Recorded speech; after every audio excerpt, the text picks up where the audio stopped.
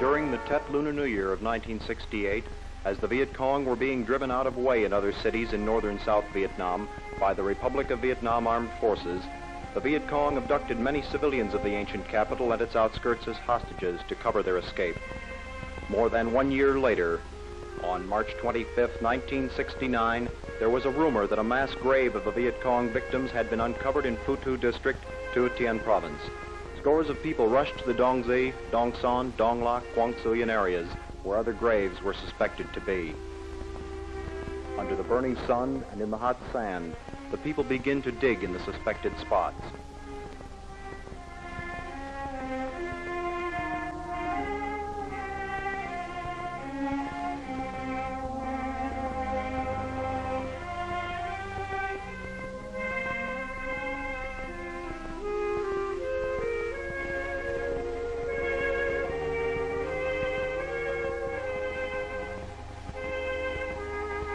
And there appears the horrible truth.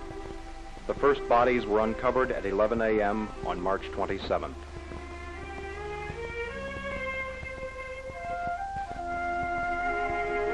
These bodies were found in a state of disintegration and contraction, with proof that the victims had been savagely tortured before being hastily buried under the sand.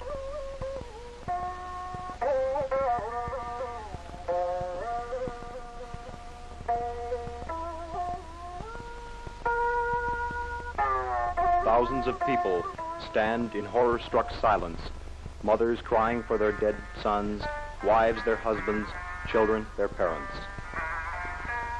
With each body found, the crowd moves closer to try to identify the corpse amongst sorrowful tears, cries, and the repugnant odor of death covering the scene.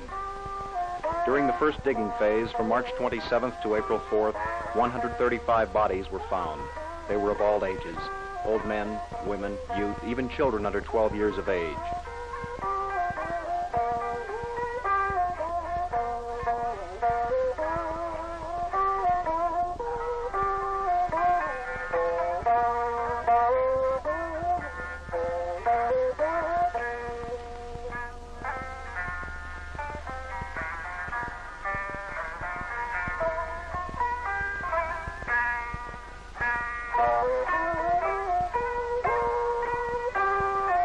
Incense sticks are placed by trembling hands, eyes clouded with tears.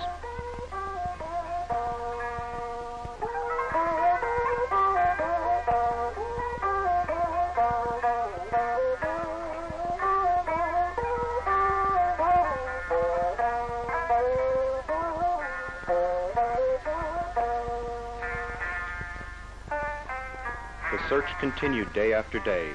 On April 7th and 8th, another grave 850 meters long, dug from Dong Son to Dong Lac villages, was found to contain 98 bodies.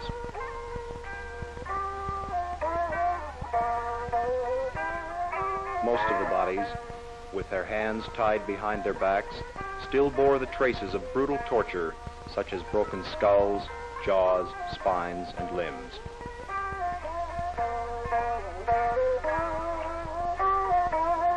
The third digging phase began on April 11th. Hundreds of other bodies were found, hastily buried under the sand.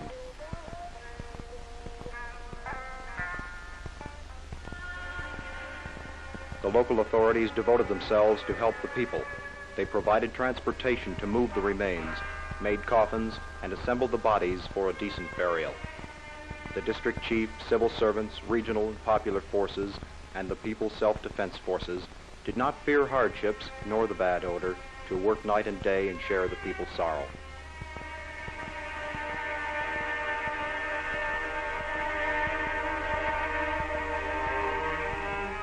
At the assembling point, hundreds of coffins are lined up side by side amidst the solemn atmosphere and smoke from the incense sticks.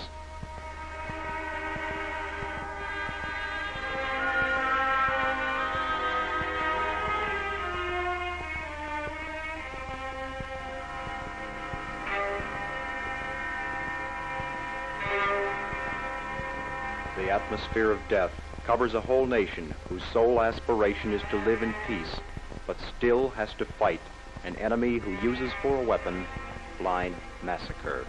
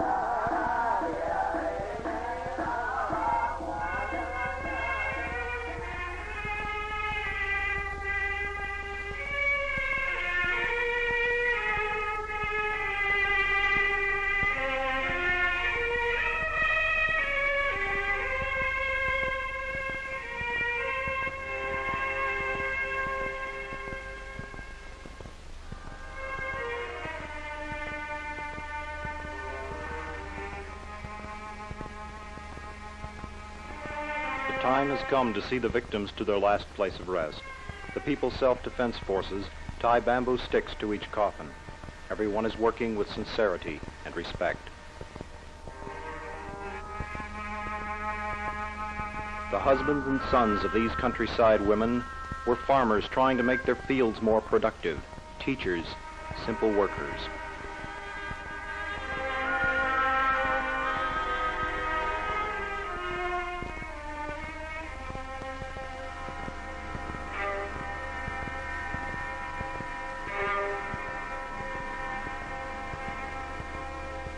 Coffin after coffin is moved out of the gate and lined up for the last journey.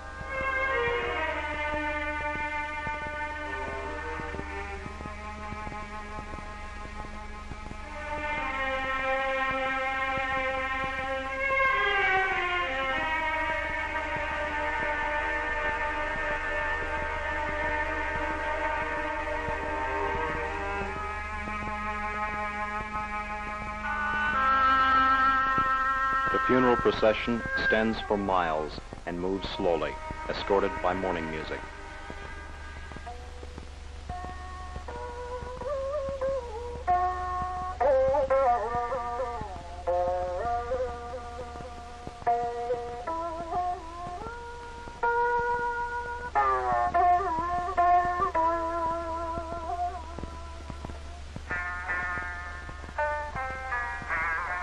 Simple coffins follow each other to the cemetery. Close together in death, the victims now travel together in their last journey.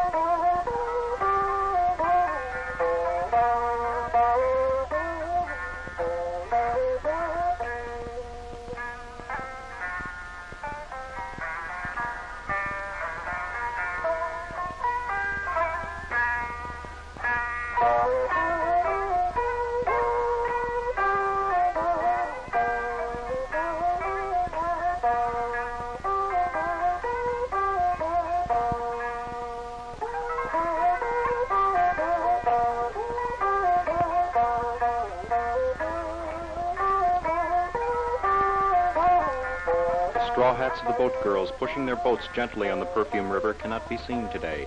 The straw hats of the shy Donghan schoolgirls in their robes cannot be seen today on the Trong Tien Bridge. The only straw hats seen today hide the mourning turbans above tear-clouded eyes and white robes.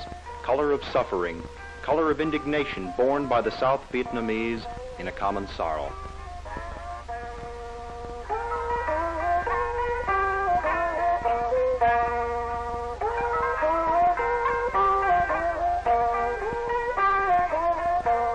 Here is the cemetery.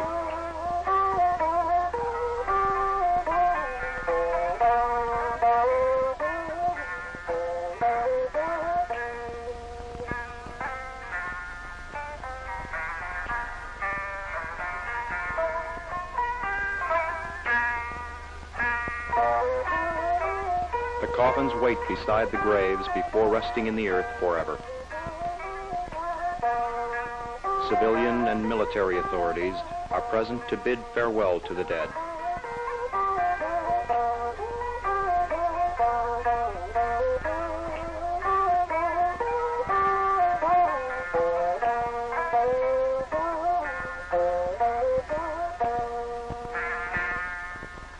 The burial begins among the monks' prayers and the cries from the victims' relatives.